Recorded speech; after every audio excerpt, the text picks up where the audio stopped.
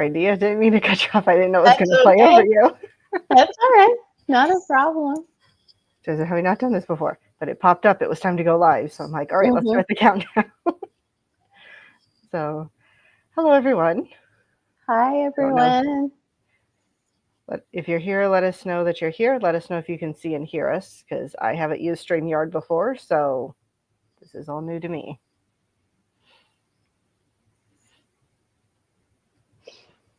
I don't know if have you just co-hosted, or have you ever? I have only ever co-hosted. I've never run it for myself. Yeah. So, And unfortunately, I've only ever led it. So I just jumped into the deep end this year. So yeah. Try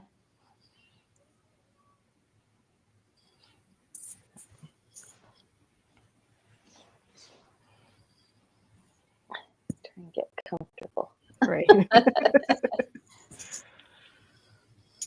I know I don't have a whole lot of wiggle room over here, so I have an entire king size bed that there's just no back support, so I've got to try to figure it out here. Yeah, I mean, I have the couch, but I can only go so far before you start seeing my messy house. So I'm like, let's just keep over here. I haven't had a chance to clean up this evening, so I will do that when we're done. Wow, you're gonna be cleaning late. I try to clean up like the kitchen and dining room and have it all done before I go to bed, so I can at least wake up to that being clean in the morning. So, and that's what's going to be behind me is the kitchen and dining room. So, yes, I put my kitchen to bed every night. Yeah, and James cannot touch it if he upon penalty of death.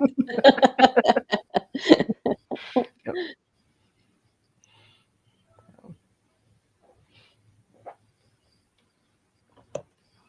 I don't see anybody in the comments yet. No.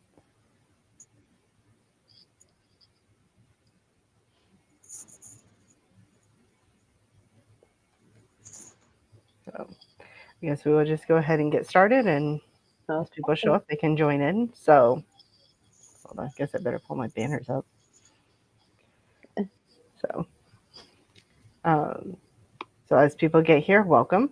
And I am joined tonight by Deea from Novel Idea. She was my co-host for this month.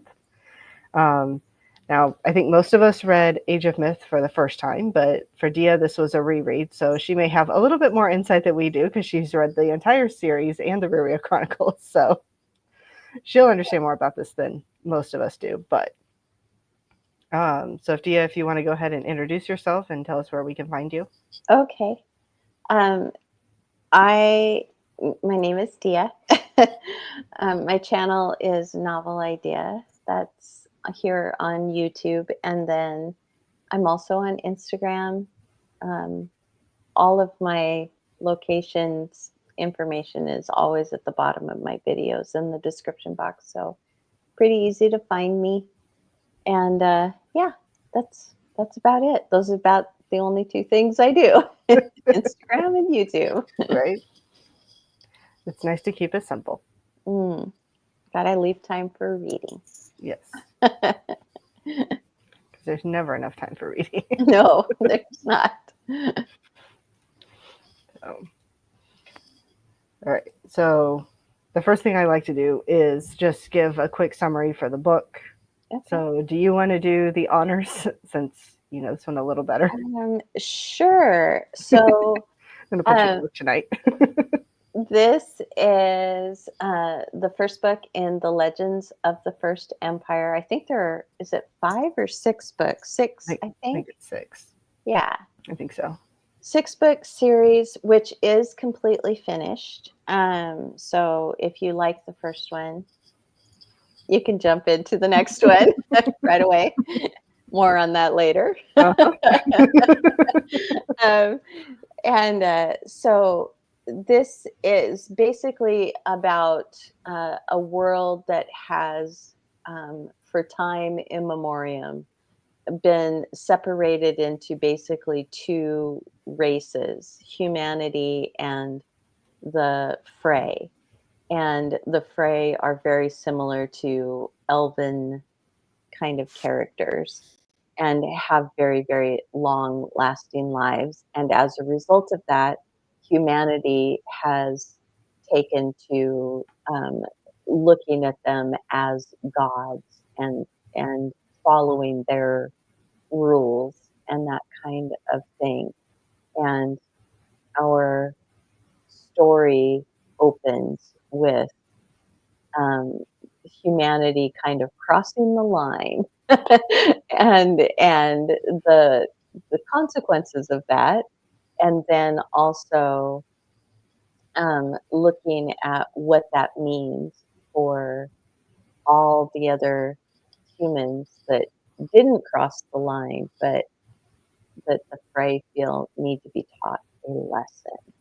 So, is that good enough? Yep, I think so.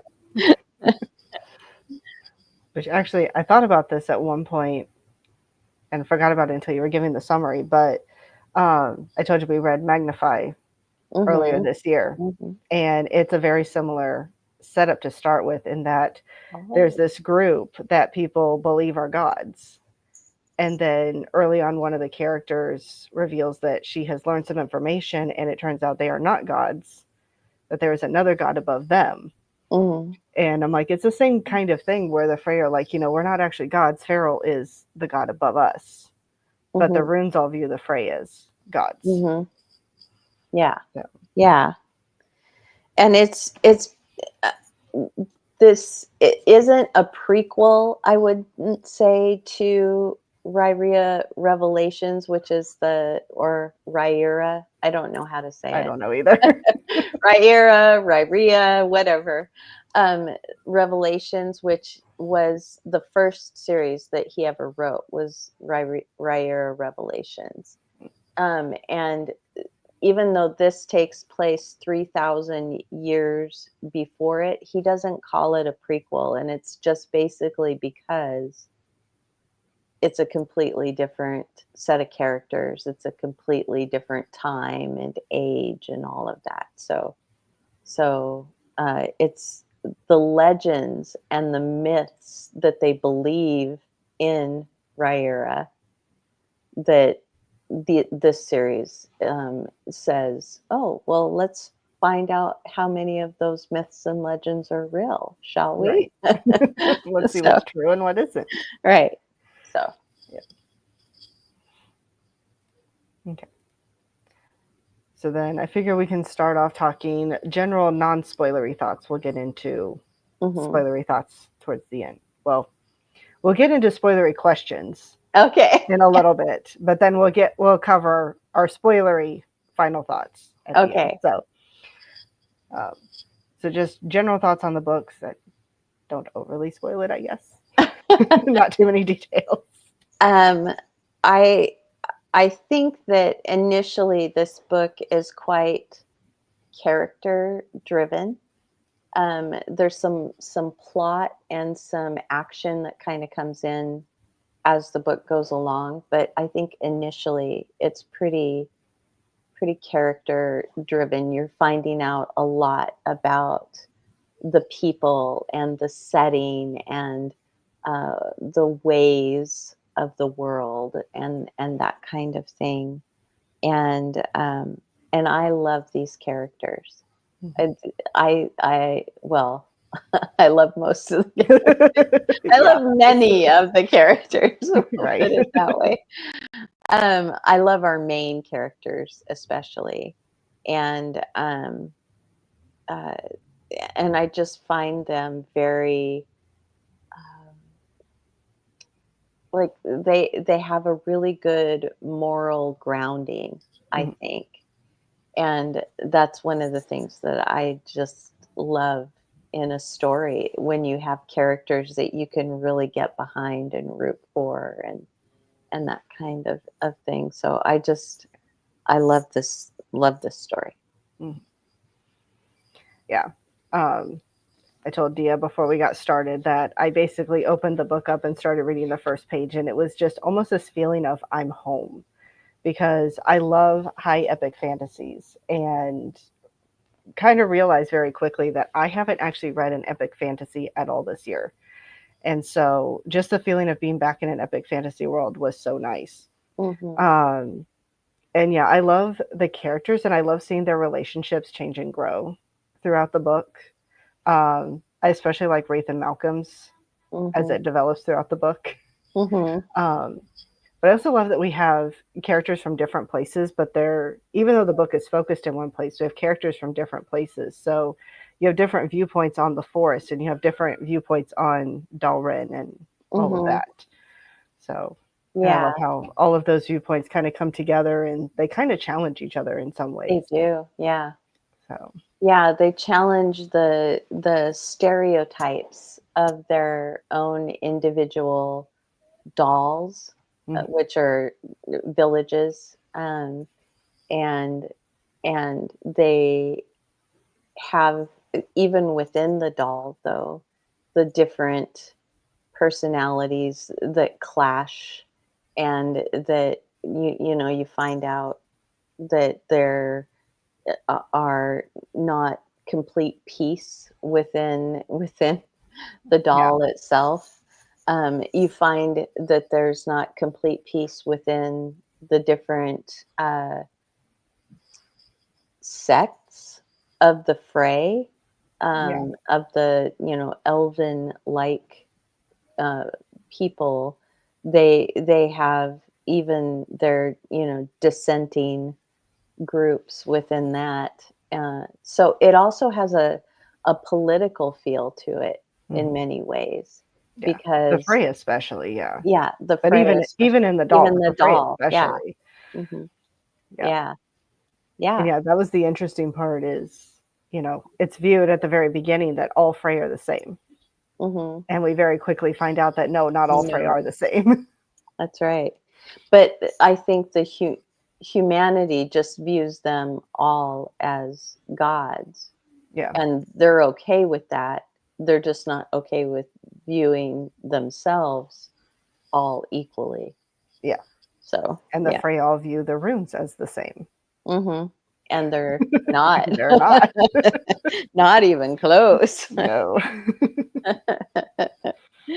Um, yeah, I love Wraith. He's one of my absolute favorite characters, and I love Suri and Hmm. Mina, Yeah. um, who, uh, are just so innocent and absolutely, um just what's the word, that naive. They're just Hmm. they feel so naive, and yet there's so much wisdom that comes Hmm. out at different moments. Yeah. And so I just really love them as well. And of course, Persephone. I love Yeah. Persephone. Yeah. Yeah.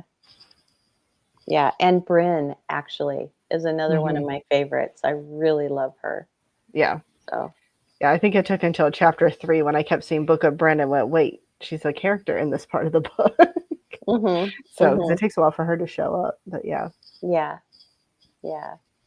I really, really think that these characters are portrayed so well as to, um, Bryn is young, she's learning a new skill, she's frustrated in school, kind of thing. She's Right. oh, I have to go and do this again, and yet Hmm. she's really good at it, and it's a really important job, and it really needs to, be instilled, and yet she's just like, "But I don't want to," you know?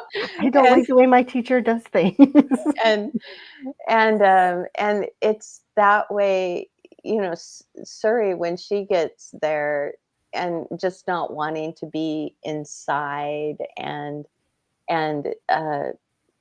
feeling that even being within the fence, even within the wall of the village, she feels like she's too separated from the forest, Hmm. and then the people inside the wall are afraid of the forest. Yeah. And so it's just, I just think that the different ways in which we are raised, and the different importances of things really are like magnified within these characters, and he did so well at writing them. So Yeah. All right. So at this point, for anyone who is watching, we will potentially be switching into spoilery discussions. So I don't want to keep it closed to spoiler discussions for too long, because then it becomes hard to talk about. So if you haven't read the book or haven't finished the book and don't want to be spoiled, then I appreciate you being here, but I understand if you want to bow out. For everyone who has finished the book or not worried about spoilers, you can continue watching. So the first question I have is mostly for you, Deea, and if anybody else has reread the book as well, but was your experience different this time rereading it than when you read it the first time? it was, because I have read on in Revelations and Chronicles and finished both of those. He has a series that comes in between the finish of Legends of the First Empire and Revelations that has like 3 standalone books in it. And I have read 2 of those, but I haven't read the 3rd one yet. Mainly because my library doesn't have it. Mm. And I don't want to buy it until I Right. know that I like it. Yeah. But anyway, there's so much that I read in Revelations that I was like, this time reading Age of Myth, I found myself going, oh, so that's where that comes from. Oh, this is going to bite them, later or Yeah. whatever. And so my experience reading it this time was very different. Yeah. Yeah. Yeah. Yeah, there were definitely different things reading it this time for the first time. I'm like, it's really making me want to read the other books and see, like, what do they think about things in the future compared to how it's actually playing out. So yeah, I'm excited to get to the later series at some point. Yeah, Yeah. I want to see the new viewpoints. And I told you this when we weren't on yet, but the feel and the characters and everything are completely different, with the exception of one. Okay. In Rhaenyra, or Rhaenyra, or however you say it. Oh no, if it's only one, I have a feeling I know which one it is because of his age. I doubt that you know who it is. Okay. If it's later in the series, then I probably don't. But because otherwise I'm like, no. I doubt it. So yeah. Okay, good. It's not who I was afraid of. No. It's quite a revelation. It's quite surprising, actually. So yeah. But yeah, it was a very different experience, but it was still absolutely wonderful. And it solidified the fact that I still really like this series. So. Yeah. Okay. All right. I decided to go with an easy question, mostly because I sometimes like this question. But who is your favorite character in this particular book? In this book? I don't know if that's so easy. I mean, I like a lot of characters, but there was one that stood out for one particular reason. So I'm curious as to your answer. Well, I mean, I absolutely love Wraith. Partly because my heart goes out to him in so many ways, and his like background and upbringing and just who he has chosen to be. So I really love him. But I also don't think that I would like him as much if it wasn't for his interactions with Malcolm. So or even his interactions with the things that Malcolm gets him into. Right. So I like Malcolm because he's comic relief a lot of times too. Yeah. Um, and I love Suri and Mina. I think I'm not going to be able to remember her name, but she's one of the elderly women Badera, I think. that she just speaks her mind. She's just like this cranky old woman. But she's really important in the doll in the village, Yeah. and she's Isn't she the one that's training? Is it Moya that she's training? Or is uh it Roan? it's Roan, I think. Okay, so That yeah, she, Padera. and yes, and I think I just every time she pipes up with anything, I'm just dead. I just love it. Probably because I'm just not that kind of person. Right. And so I just love it. I love her. Um, yeah. And I mean, I absolutely love Persephone as well. I think there are such great, strong female characters Hmm. in this series in general. Yeah.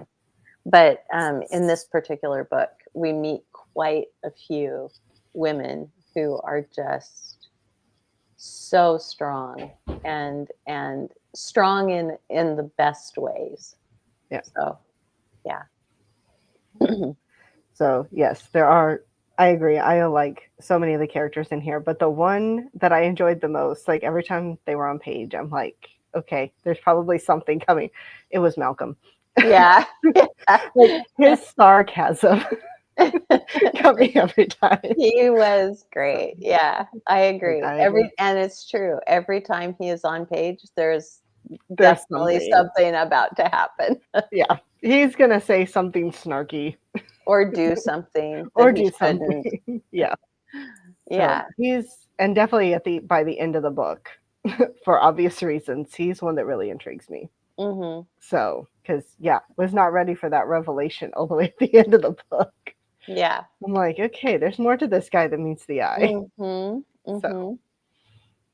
Yep. Exactly.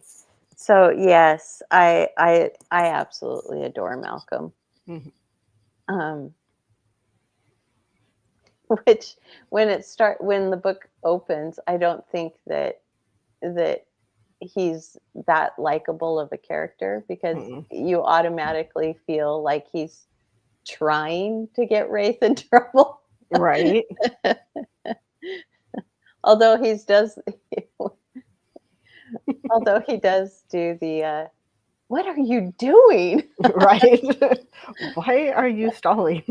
a lot. Yeah. So yeah. Anyway, but yeah, those two and then the women at the doll. Yeah, I really like them. Hmm. So I don't like any of the fray. Not even the woman that Yeah, comes. Arian. Yeah, I I don't kind of started liking her by the end, but yeah, most of the book I didn't like her. I still didn't like her at the end of this book because she feels um manipulative and she Mm. feels like she's got an ulterior motive Yeah, to just about everything that she does, and that bothers me. yeah, I don't know if I should like you or not. mhm, right. So, Okay. Sorry, I had a child out of bed and wanted no, to make it's sure they fine. didn't pop up on the camera. It's So, fine. Not a problem. um, so actually, speaking of the fray, um, Okay. the next question that I had was: we see various groups and people in this novel, like the Rune, the Fray, the Miraliath, or however you pronounce that, and Grendel, who think they're higher than others. Is any one person or group truly above another? Hmm. No. I don't think so either. I think, I mean, you're always going to have people who are in leadership, but I think that one of the signs of a good leader is that you serve the people that Yeah. you are in charge of. Hmm. And um and No, so no. Told you, child out of bed. Sorry, go ahead. no, that's fine. So I don't think that um anyone is should be considered um better than Yeah, or higher than or any of those. yeah, Um but I mean, I can understand why the rune or the humans, look at the fray the way that they do yeah. initially. Um, And when but I someone also, lives 30 times as long as you do, right. it's kind of hard not to see them as Hmm. something higher. Well, and it's very seldom that a rune has any sort of magical ability, and so that's another reason, Yeah, why they would look at them as better than and yeah, higher than. But yeah, no, I don't. yeah. I don't think that it should be. But No.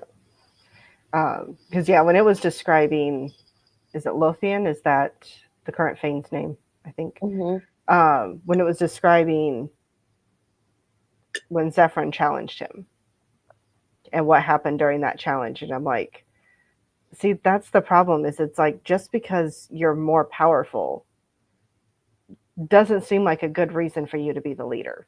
right, You know, exactly. like Yeah. it's just so skewed because you guys discovered this other type of magic that you're able to do and it Hmm. makes you more powerful. As I was coming up with the question, the only thing I could think of was King Arthur and might makes right, Right. and the Yeah. whole fight against that. That it's like just because you're the most powerful person doesn't mean that you should be Are the one in control. Yeah. Yeah. Or that you should be the one that is lording that power over. So Hmm. if you're a powerful person or a powerful tribe, then you should be using that power in a way that benefits the rest of humanity. You Yeah, shouldn't be lording it over or reserving it for a specific thing or yeah, people kind of thing. So, yeah. yeah. And of course, I kind of have the actual hierarchy as viewed Uh-huh. by some in the Yeah. question. Yeah. But, the runes view the Frey as being above them, but then the Miraliath view themselves as being above all the other Frey. And then Grendel thinks himself so much better that he's over even all the Miraliath. Hmm. And it's like, it's this constant struggle for how can I be on top? Hmm. Yeah. And in the end, usually it doesn't work out for anybody, at least the Hi- people that they think are below them. right. Hierarchy seldom does. Yeah. So, Which, in any situation. yeah, which I will be honest, part of me was very happy with how things turned out for Grendel at the end of this book because I'm just like, good, we don't have to worry about him anymore. But part of me is worried it's like something worse than him is going to come up. I almost guarantee it because that's Mm, how it usually goes. yeah. Yeah. So that's Yes. the only part that scares me. But I'm like, I'm glad to be done with him. So, Hmm. Yes. We do not have to read any more about him no. unless it's in memory. Yeah, memories, flashbacks, that's it. So, I had this question and then I realized I think it might be too speculative for someone who's read the rest of the series, but we'll see. Um, is it possible that Farrell is not a god? Consider that he created the Frey, and we're told that another god created the Dirk. Could there be someone who's above him? Because I find it interesting that the runes think the Frey are gods, But then the Frey are like, no, we're not actually gods. Farrell is the god, but he created the Frey, and we're told somebody else created the Durg. And I'm like, so is there another hierarchy where there's actually someone above Farrell? It's a good speculative question. What do you think? I don't know. Part of me is like, okay, because of the fact that he was able to create other beings, suggests that he is at least a god. Just by that very nature. We assume that gods create things. But I don't know, because I don't feel like we know enough about Farrell. Right. And it was actually something I noticed in this book is I'm like, we don't even know much about the Durg. Because we never see them. We hear about the Durg War. Right. But we never see any of the Durg. So I'm like, I don't even know anything about them. Right. Other than apparently they created things that blocks out the Frey's powers. But yeah. So I'm definitely curious to see more with them later in the series, because I think I'm hoping they show up in this series. But I do think that, like I said, he's writing currently a series that is going to explain the Frey and their creation, and maybe even the Durg War. okay, so that if not in this one, you might find out soon. Deea's lips are sealed. But yeah, it's just, I don't know. I kind of find it interesting in that it's like the runes see the Frey a certain way, but the Frey see Farrell a certain way, and I'm like, does Farrell not see himself as a god potentially? It's at least something that's interesting to think about. Yeah. Well, we don't really hear from him. So. Yeah. I'm like, the only thing I really know about Farrell is he has a law that Frey can't kill Frey. Yeah. And that's really all we know about him, and that he created the Frey. That's all we know. Unless you are Fane, and then you can kill Frey. Yeah. But that's the only one. Or you're Grendel and you sweet talk your way into getting the Fane's power. getting the blessing. Yeah. Which then gets abused, so. Yes. All right. So definitely one of the big parts in the book. What are your thoughts on Conagher's betrayal of both Reglan and Persephone? Was he justified in removing Reglan considering what he knew of Reglan's past? And did Persephone need to be removed too?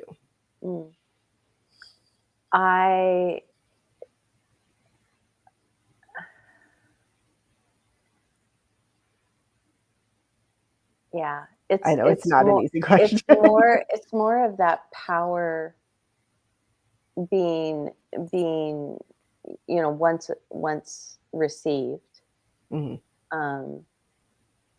being abused. To me, it felt very much like like Conagher was getting a little full of himself. I can do a better job. I can be a better leader. And yet when put into that position, he wasn't thinking about his people. He was only thinking about the decisions that that he would have done differently. But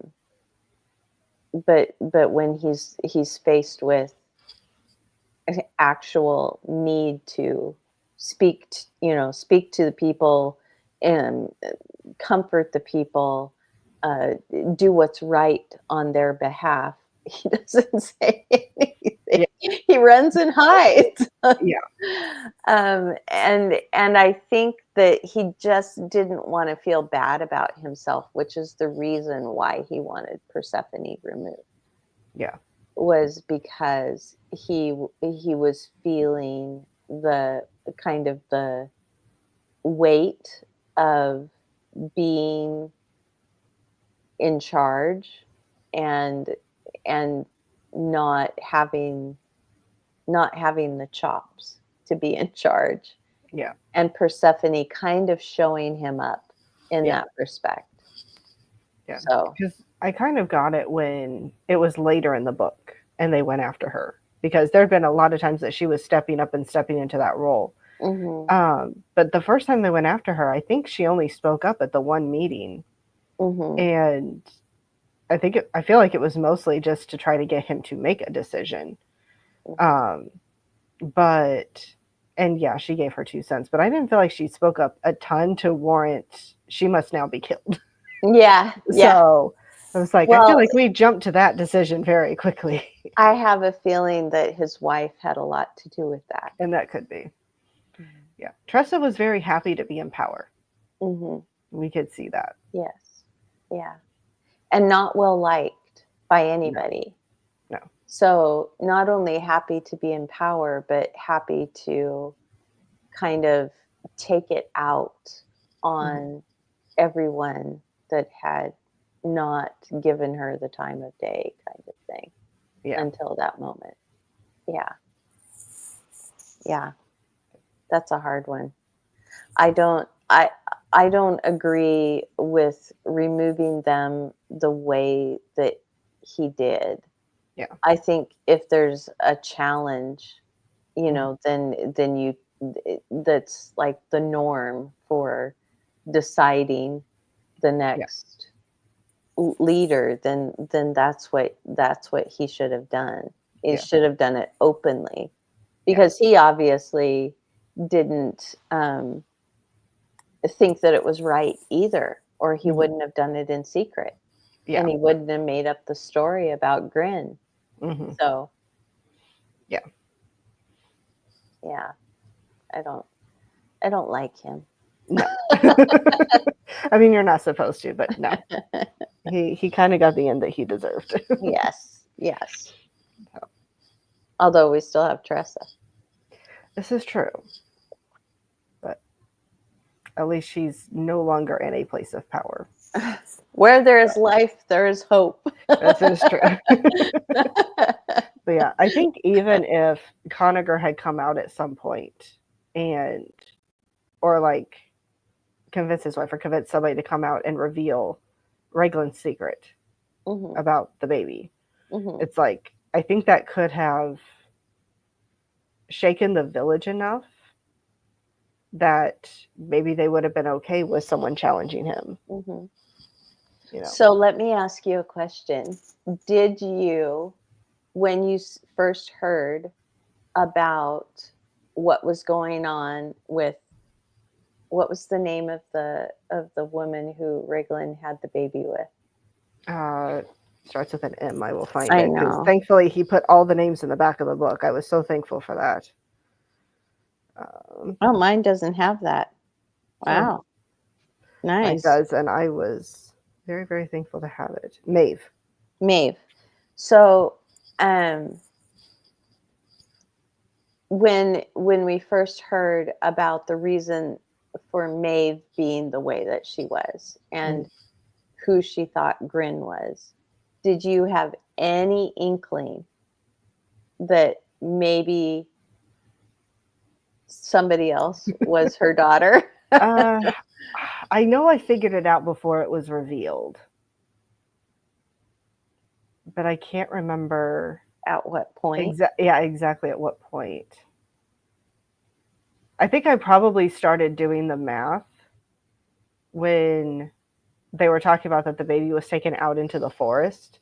And I was like, okay, but if it wasn't the bear, and I was like, well, they said she would have been 14, but they were guessing early in the book, they were guessing Suri was like 12 or 13. And I'm like, well, they don't actually know her age. So I think it was when they talked about leaving the baby in the forest that I was like, maybe. But I know it was some point before it was revealed that I started wondering. But yeah, it probably still took a little bit. But yeah. Wow. I don't think that I caught it the first time through. yeah, I don't know. I was I kept some of the.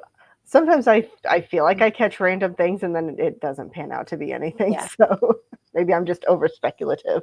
I don't, I think that I was so caught up in the other story Mm. You know, I would not so much Suri's stories, but caught up in the other story, that with the fray and everything that was happening and all of that, that I just kind of glazed over Right. it and didn't even think about it the first time. But then reading it this time, I was like, oh, I Yeah. could have caught it this early if I Yeah. would have been thinking about it. Yeah. But, Well, mm, it's like when Persephone was going into the forest to go talk to the tree, mm. and Conager's men showed up. This tree, this lovely, This lovely lovely tree, yes. tree. Isn't it amazing? Yes, and I love that I was like, "Oh, I actually see everybody in this scene, okay." Mhm, mhm, Um, but yeah, when they first showed up following them, I'm like, "Okay, this isn't good," because she didn't tell them that she was going. She didn't ask them to go with her. Why are they here? Like, it's just one of the I don't know, one of those red flags to me that I'm just like, something's not right. And when she asked if they were out hunting, they said yes. I'm like, "Yeah, they're hunting you." yeah, yeah. Like, I knew where this was going immediately. The only question was, okay, who's actually behind it? Because I figured they didn't make this plan. So I don't know Mhm, if it was Tressa, if it was Conager. I felt like Tressa had to be behind it, as power hungry as she seemed to be. But beyond that, I was like, I have no idea. But mhm, yeah. but yeah, that Raglan was not faithful. I did not see coming. But it Oh, was going to be Raglan's child. yeah, I don't think that I saw that at first either. I did think that it was not necessary to, kill the son, the one that died first. Yeah, Um, I didn't think that that was necessary. However, it would have been necessary if he knew that they had done it yeah. and not the bear, you know?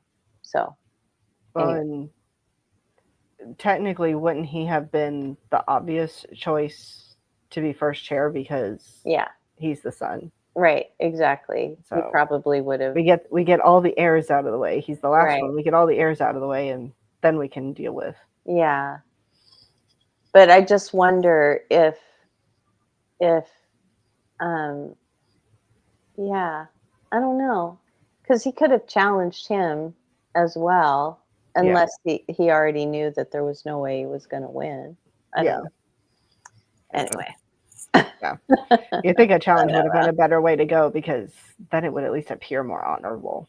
Right, But exactly. yeah, Anyway. yeah, Not my favorite part. no, yeah, he's definitely not one. Grindel is my least favorite character in the book, but Conager's up there. Grindel and the prince both. Yeah, Mm. yeah, that's what I was thinking when you said somebody from this is going to be in the later series. I'm like, oh, it's Oh, going to be the prince because no. he's like 21 years old. They live 3,000 years. It's going to be him. No, because I Nope. don't like the prince either. No, that's not who I was thinking of. Okay, well, at least it's not him. No, I'm not a fan of him either. So, um, so the next question that I had was: this is not a Christian novel, but did you notice any Christian truths that made their way into the story? Oh, I don't There were think a few lines that I pulled out, but I didn't know if anything caught your attention. oh. I would love to hear your lines. I didn't pull any particular ones, but um, I don't think that there are very many uh, stories out there that you cannot pull Christian truths from. Oh yeah, and I feel So like especially when you get into bigger worlds like this, yeah, like there's going to be yeah, something. So, and yeah, I always find it interesting to find those things when it's like it's supposed to be a secular book, but it's so clearly written. mm, So, yeah. because the first one that I caught is actually right at the beginning. I think it's chapter 2, um, but it's when Persephone goes into. In my book, it's on page 21, but I don't know if our books have the exact same numbers or not. Um, but Persephone goes into um, the house that she lives in. I can't even think what it's called now. Um, and they've got, there's more light in there because spring is coming, and so you have, the darkness of winter going away. And she says Mm. sunlight had a way of showing the realities that shadows born of firelight hid. Mm. And I'm like, it just sounds like, the light casting out the darkness. Mm-hmm. Yeah, absolutely. So, The verse in the Bible about, everything is going to be brought into the light, and nothing is going to remain in the shadows. yeah. And the shadow and the darkness hates the light because it Mm-hmm. exposes everything. Mm-hmm. Yeah. And then, oh, these are the only two I was able to actually look at before we got started. So there might be more after this, but the other one's in chapter 11. And the line says, power has a way of seducing by saying what you want to hear. Remember, Mm. it's easier to believe an outlandish lie confirming what you suspect than the most obvious truth that denies it. And that just made me think of, I think it's in one of Paul's letters where he talks about itching ears. They hear what they want to hear and they tune everything else out. And I'm like, that's exactly what that sounds like. Mm-hmm. Yes, is that the chapter where we're introduced to Grendel? I think it I is. think so, because Grendel is definitely in here. We might not be gods, but compared with the other tribes, we might as well be. Is one of his lines in that chapter. I wish I'd tabbed that also, because I'm like, oh, how we all want to be our own gods. Mm.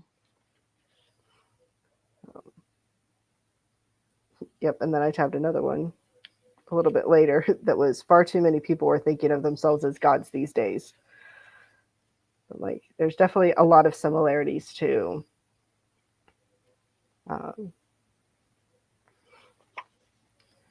some of the things that we see in our own world. Mm-hmm. Absolutely. I like Bren's line, though. We were foolish to think the Frey were gods, but it was insanity for the Frey to believe it, too. I'd rather be foolish than insane. Yeah. Oh, Bryn, I'm telling you, man, the amount of wisdom that comes out of that girl's mouth, Right. it's amazing. Yeah. But no, I mostly just picked those out because I do some Christian fiction in the book club. So, like, I think there was part of me that was just kind of almost keeping an eye out for it without realizing it. So, Yeah.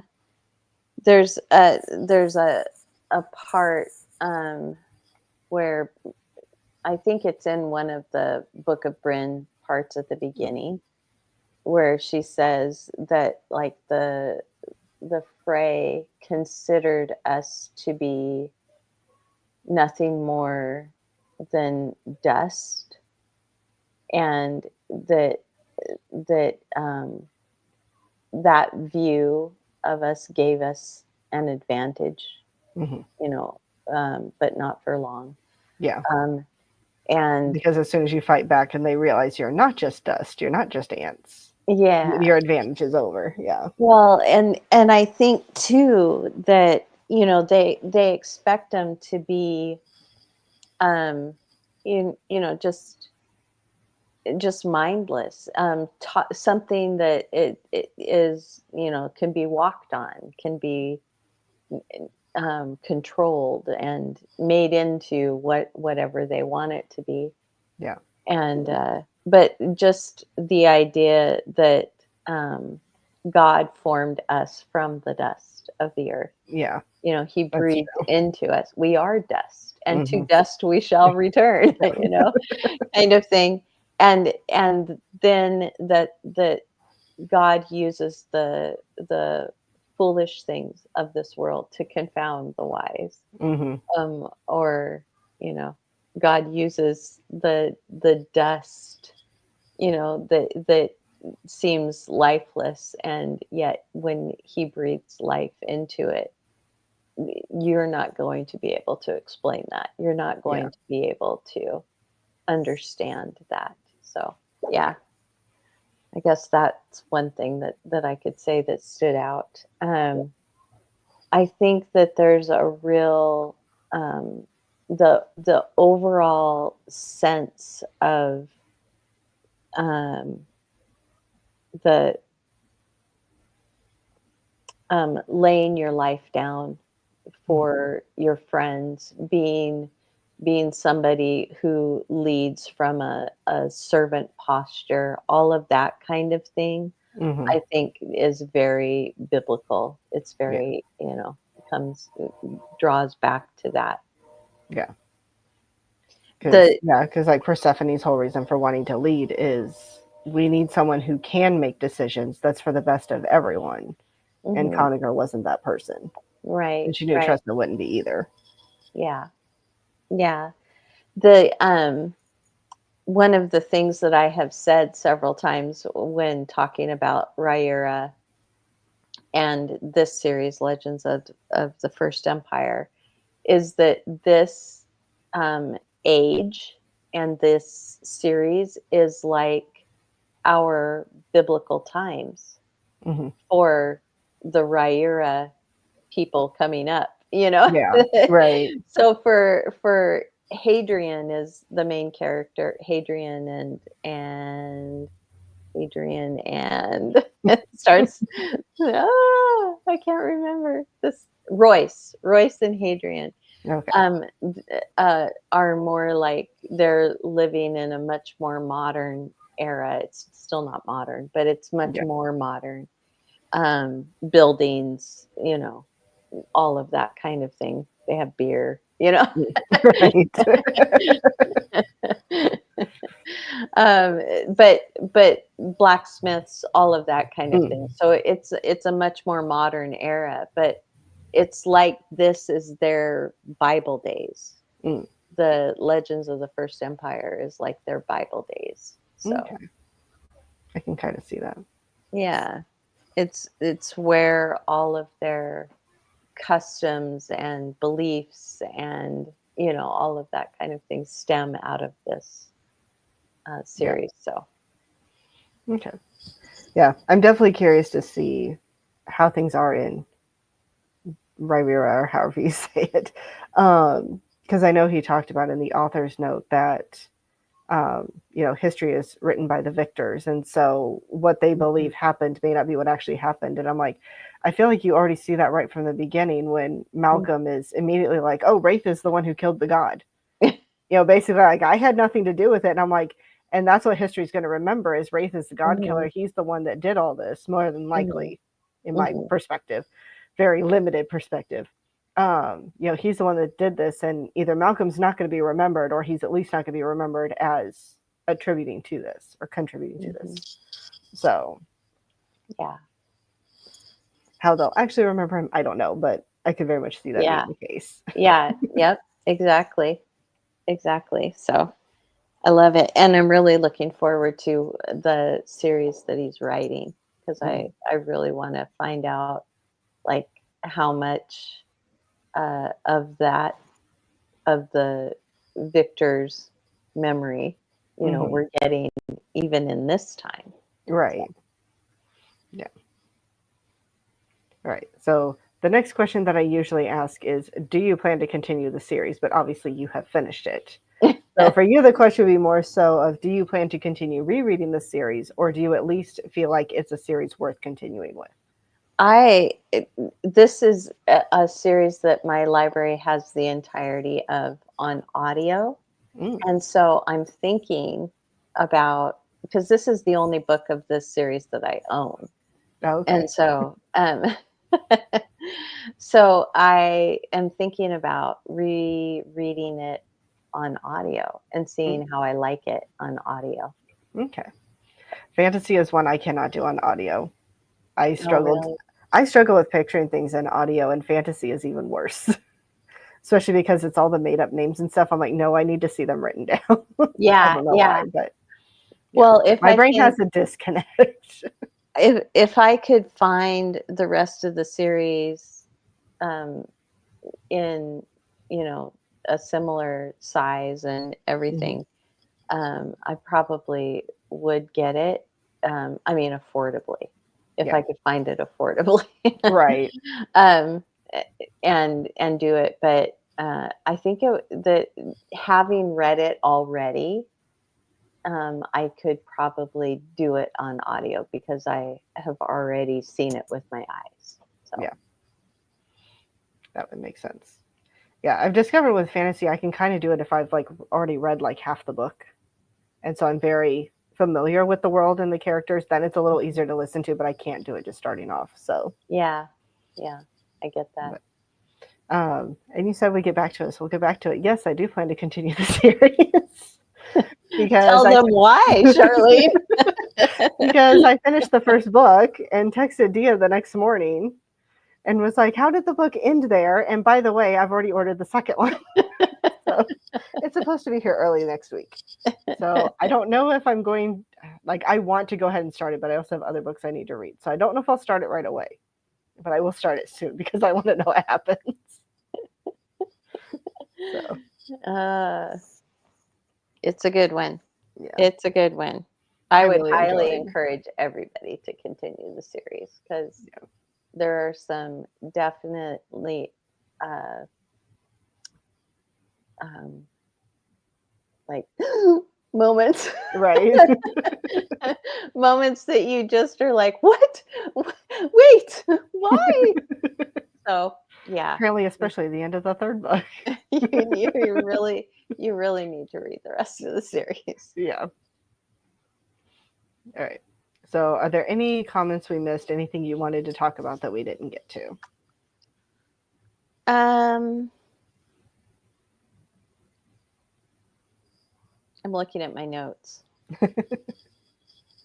I will say, if you are still listening and you didn't read the book, that it is a great place to start for if you are trying to get into the world of fantasy, because I think he does a fantastic job of giving the characters very individual characteristics. So you hear a tone shift in the way that they are presenting or the way that they are talking or whatever. And his world building is really solid. So I think that it's a great place to start for that. This book in particular is not full of like war and that kind of thing. It's much more of a political maneuvering, that sort of fantasy. As the series goes on, there is war. There are battles that happen. The I book mean, is called Age of War. the So I'm war. not Yeah. surprised. Yeah, exactly. So, and even in this book, at towards the end, she's like, "This is just the beginning, of this conflict." Yeah. So it does happen. There are several things that happen in this book that I think kind of get glossed over, as far as like, I think Wraith and Persephone initially kind of connect with one another because of their grief, the grief that they're going through. And that's not something that's explored a lot of times in fantasy. So, and they're both very unique in the type of grief that they're experiencing. But because they're both experiencing it, they connect in that way. And so that is something that I really love. And I did appreciate that Persephone, when he approached her about a possible relationship, that she didn't just blow him off, when she didn't just jump into it either. Right. But she's like, "I'm still grieving my husband. It hasn't been that long. I need more time." Right. And it was, I'm still grieving him. It hasn't been that long, and I loved him. Yeah. And I don't, and I was with him for, what was it, 25 years or 20 years or something. something. Yeah. And, and that doesn't just go away. Yeah. I've got to figure out how to go about life from here. Yeah. Um, Then of course we get the whole Maeve revelation later, and yeah, that's going to change the grieving process a little. yeah, it probably will. Um, I do like that. How do you say her name? Orion? I pronounce it Aryan. I have no idea. Arian. Okay. He has a Uh, name glossary, but he doesn't have a pronunciation guide for the There's names. So, no pronunciation so I guide. got nothing. I love it. I do love this moral struggle that she has, where she still believes herself above these runes, but she also sees that they worked to heal her, and she was struck down by her own, basically. um but they work to heal her. They have wisdom. They have, these that they are complex people, Hmm. that that they aren't the, dogs, And pebbles, sticks, dust yeah. that she thought. And I think she also kind of comes to a crisis of belief, almost. Hmm. Um, and so that I think that that's really amazing to include that in, this story. We don't get a lot of it. We get a moment of it. Yeah. um but it's in that moment that you kind of think he might explore this more later.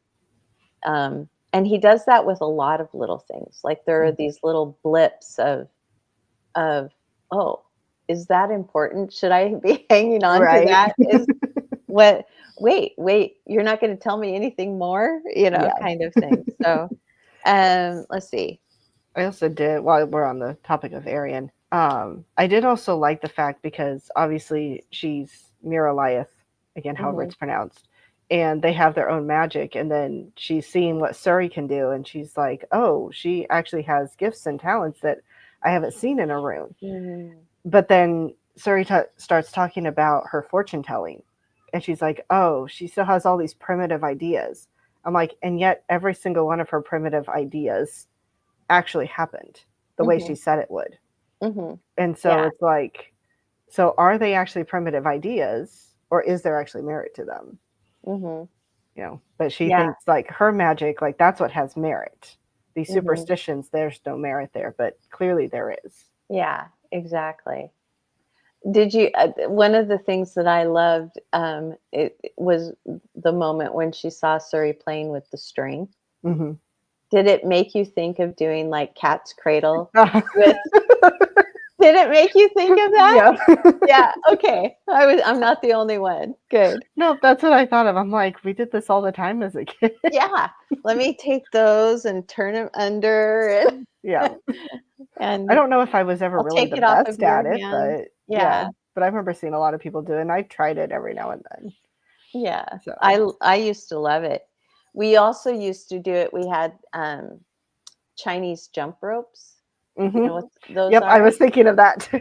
Yeah, that was with our ankles and Yeah, legs and stuff instead of our hands, but still, yeah. it was very Well, I don't similar. know. We had a version of it where you actually use your hands, but Oh, really? I yeah, because haven't. there was one we did on the playground where it was like it got higher and higher as you went, and so like it started around the people's ankles, then it went to their knees, then it went to their waist, and I don't know how you made that one work because nobody's jumping that high.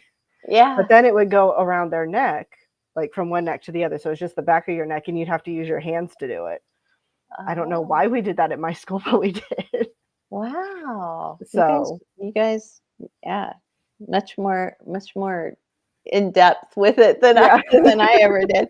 I've looked up stuff on Chinese jump rope, and it doesn't look like anybody else did that. But there was a certain pattern that you had to do, and you had to get through all like 4 levels. So that's you guys were way above me. Let's see. I think the only other things I have on here are this book in particular introduces a lot of potential things that could happen. So it introduces potential conflict. It introduces potential intrigue. There are mysteries, histories, beliefs, prejudices, biases, all of those kinds of things that are introduced. And he doesn't go into great depth in any of them. He lets you be curious, and he's really good at making you curious. But you leave satisfied with the way that things turn out. Yeah. But you're curious enough that you really want to know more. Yeah.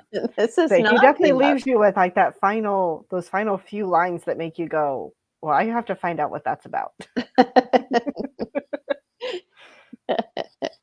His wife is she does all of his proofreading, she does all of his editing, she does all of that kind of thing, as well as marketing his books. And is he self-published then? No, she does not publish them, but she marketed them to the publishers in order to get them published. Okay. And she has a background in, I want to say, like commercial marketing. And so it just felt like a natural thing for her to do that. But she does all of his proofreading and everything too. And I think that there was someplace I was going with this. What was it that I was trying to say? I'm wondering if she's not the one that said, okay, it needs to stop right there. Right. It needs, don't go any further because this is going to get them, you know, kind of thing. Don't, just start the next book, kind of with this thought. So, and that is one of the nice things about the fact that he wrote the whole series before any of it was published, is you can leave it off on a cliffhanger like that, because when you get it sold, the rest of the books are coming. Yeah. So. And with Rhaenyra or Rhaenyra or whatever, we really need a pronunciation guide.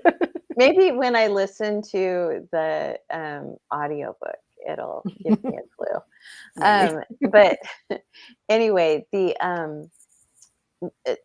that series, he initially was writing for his son. I believe. I'm not positive about that, but I think that's my friend Courtney from Courtney Reads is the one that kind of pushed me to read Rhaenyra because she loves it. And so I did that, but I think she's the one that told me this. So but it has that feeling of being written for somebody to really encourage them to get into this world of fantasy, and it is so fun. So please don't stop with Legends of the First Empire. Completely different feel, but still just fabulous fantasy. It's much more of a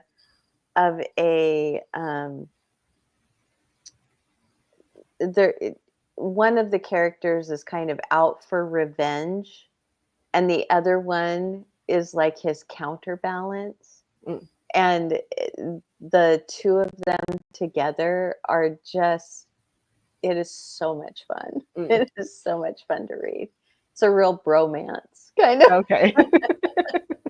kind of situation. It's so fun. Okay. Not that there's any romantic thing there, Yeah. not at all.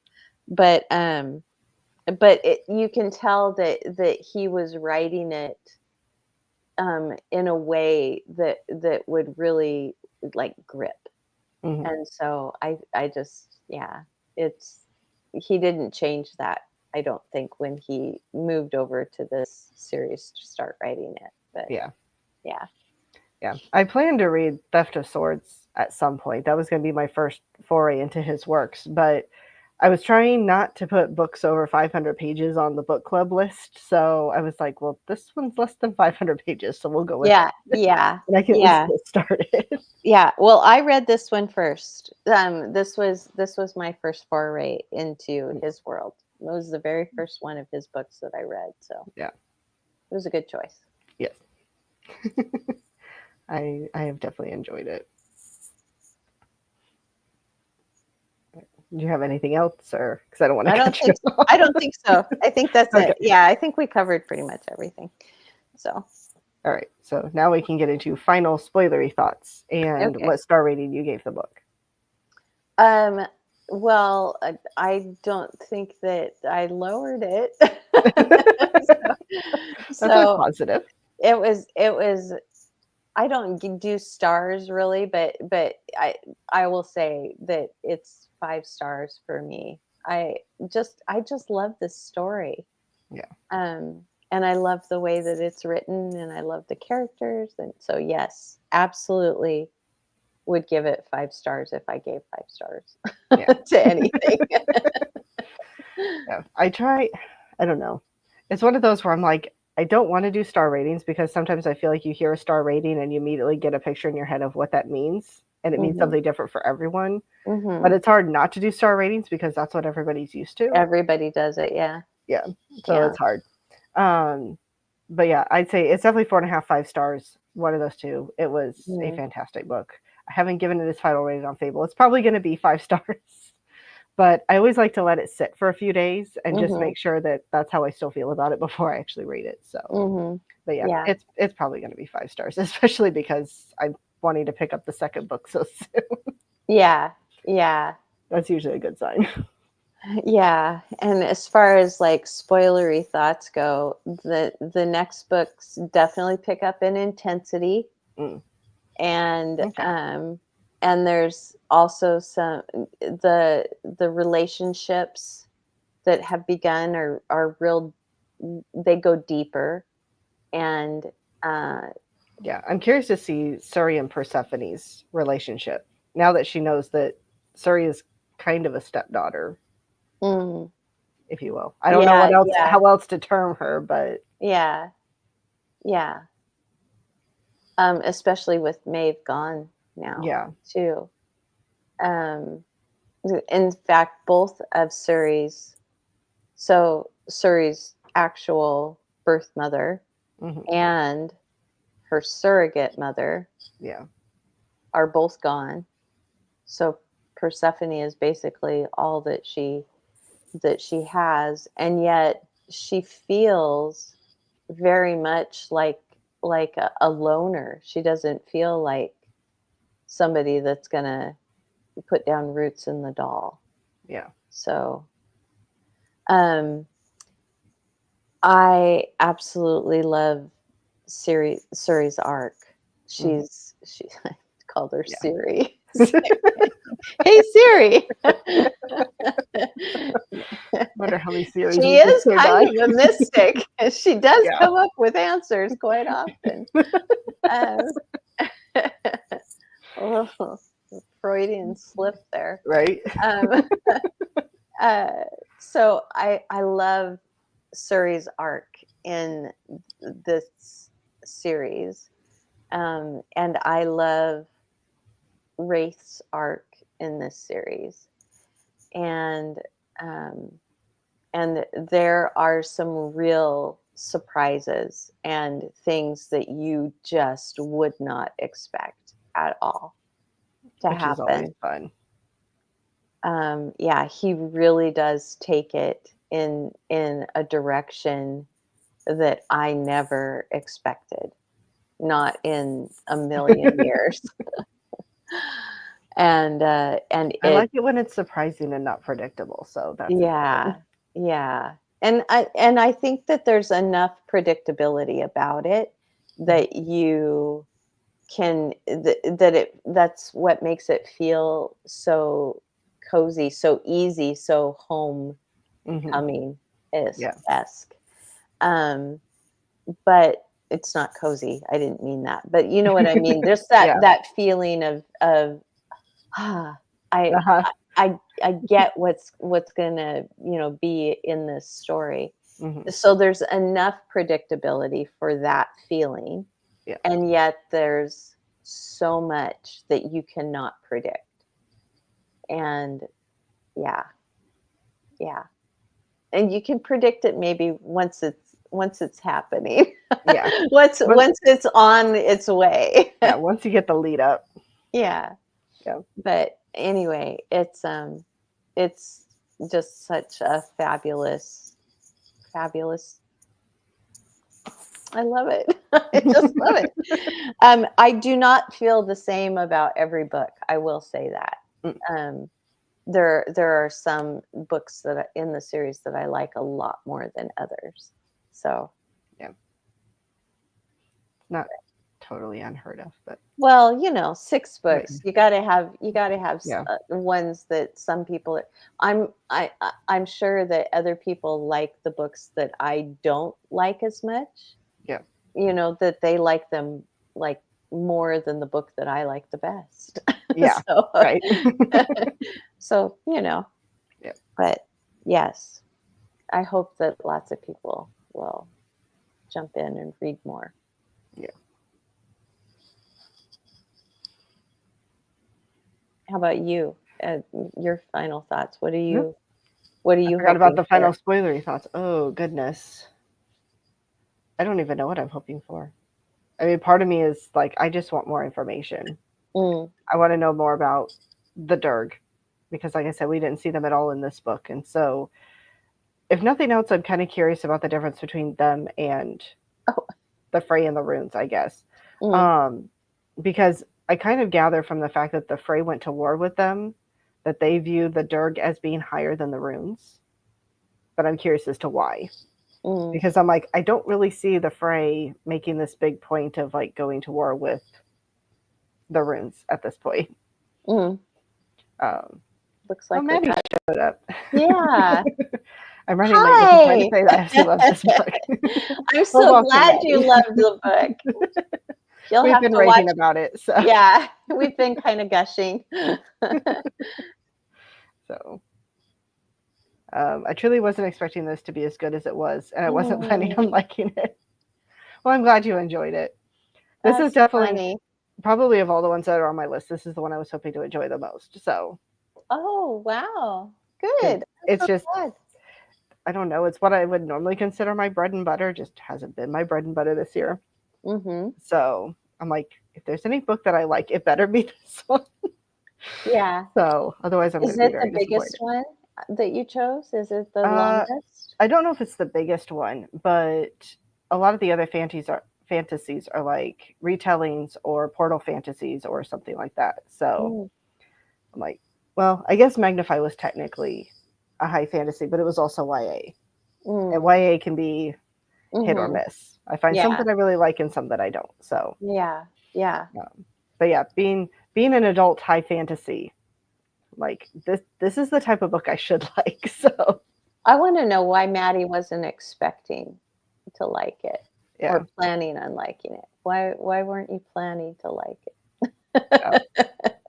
I wanna know what it was that made you feel that way. right. So I know she was hesitant about starting Way of Kings last year because of, Mm, and I don't know if it was like the number of characters or what the reason was, mm. but yeah.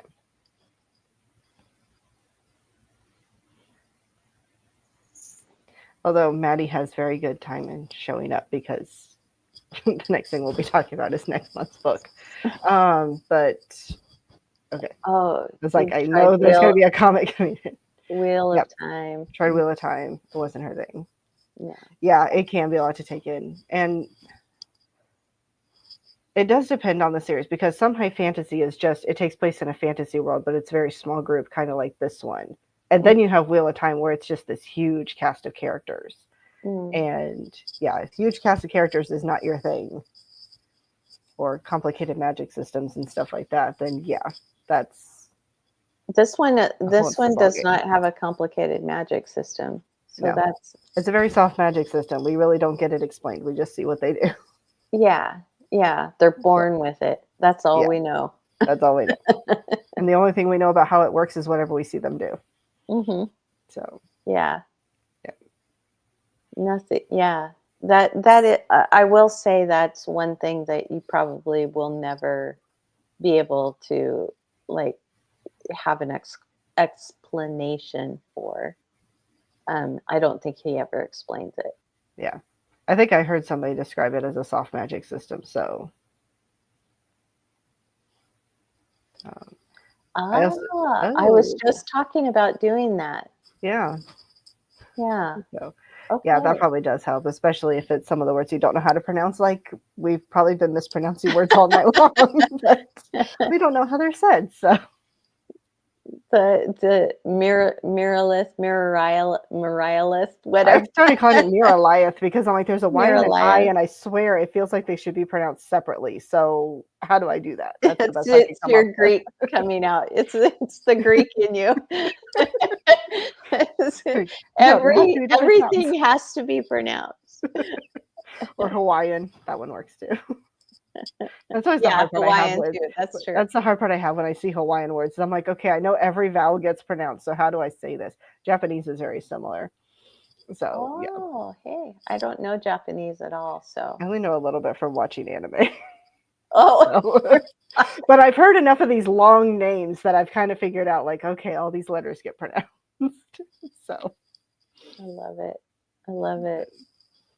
Yeah, I like languages, so yeah, I love that you love languages, because I was just reading a translated Korean book, and it felt very much like the person that was translating it was Korean and English was their second language, instead of it being an English person that was translating Korean into their original language. And it just makes me want to be able to read Korean, right? and not have to do the translation whole thing. I just want it. Or when I was reading Hunchback, I was thinking, I wonder if this is the same in French. Although it's been translated so many times, I think that we get it's like the Bible.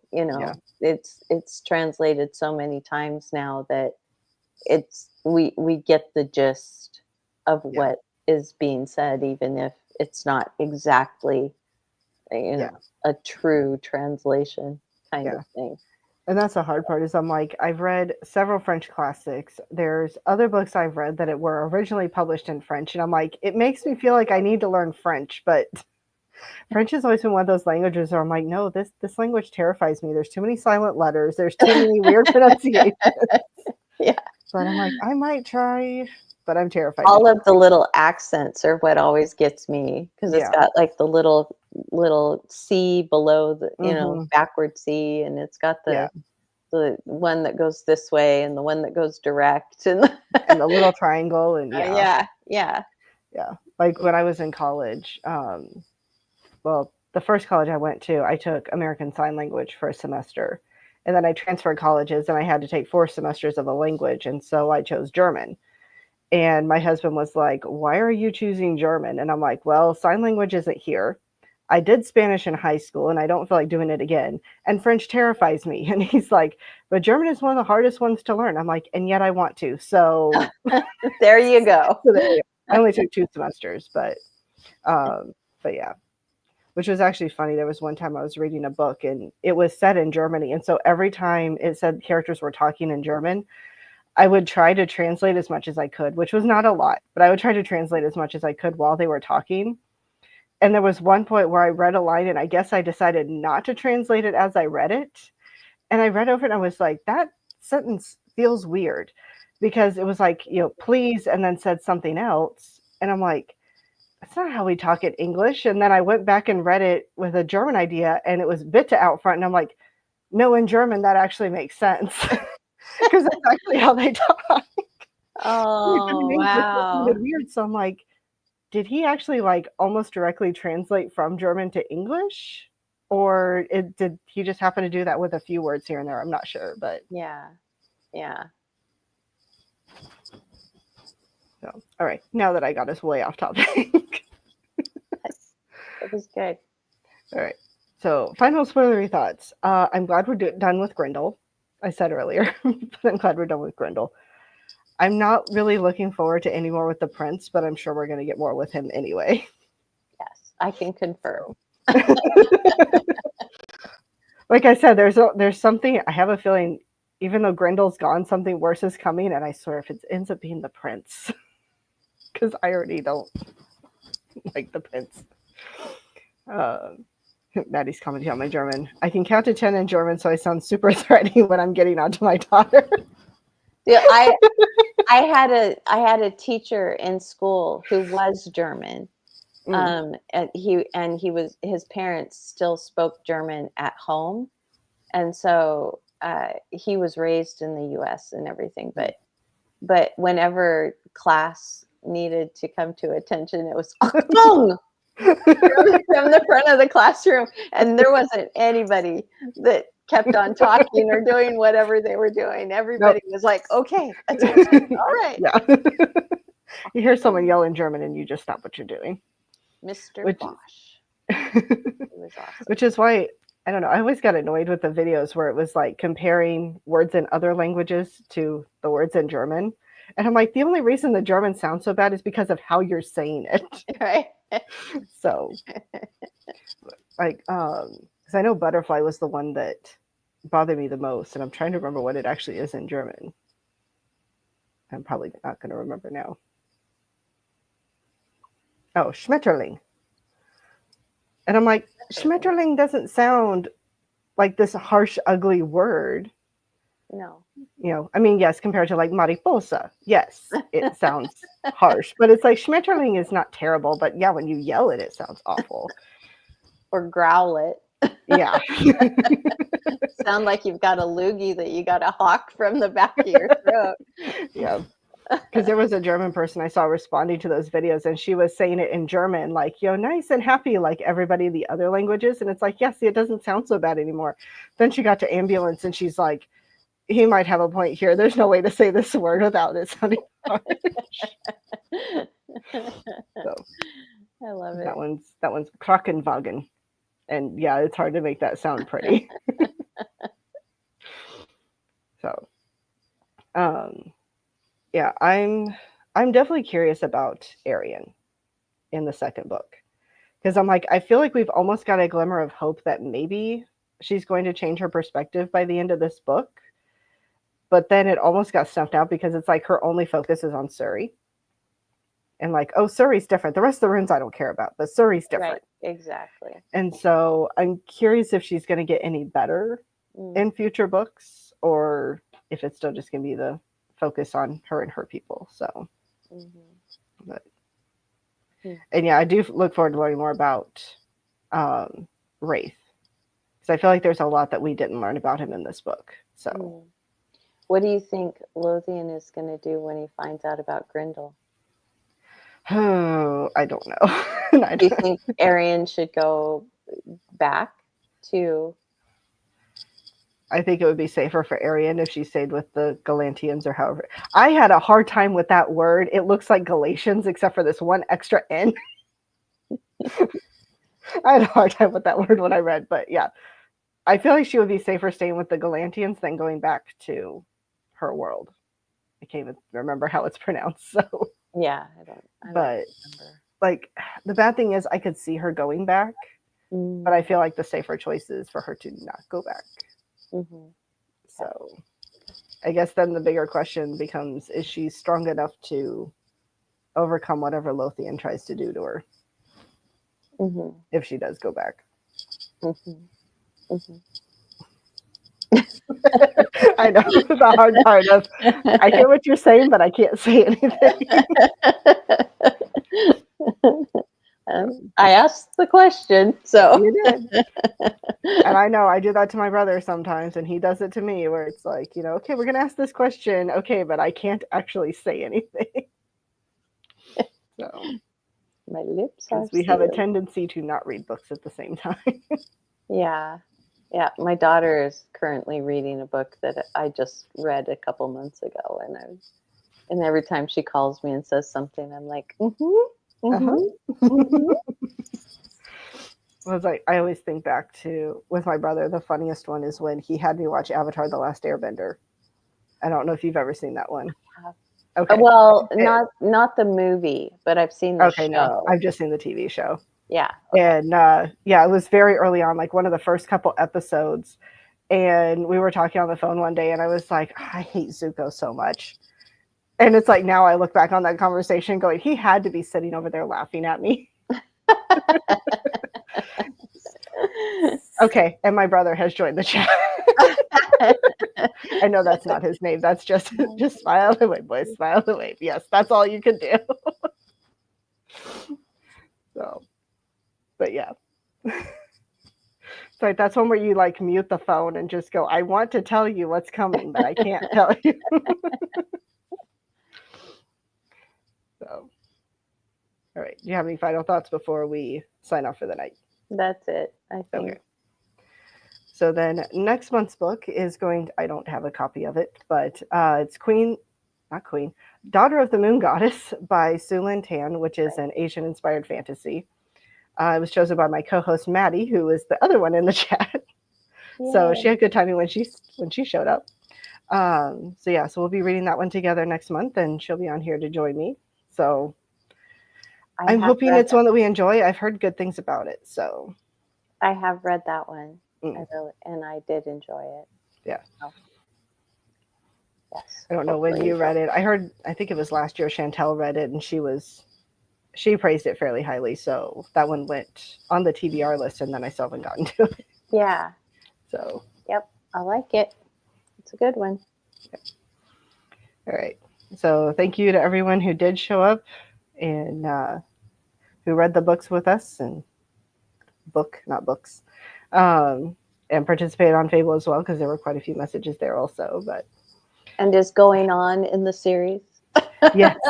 If you enjoyed this book, please continue the series.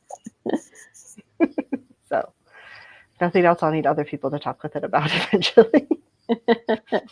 So you can always Voxer me. I was going to say, if you get messages from me, you know why. Yes, exactly.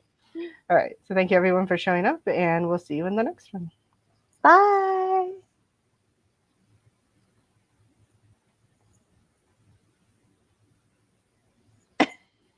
And I have to wait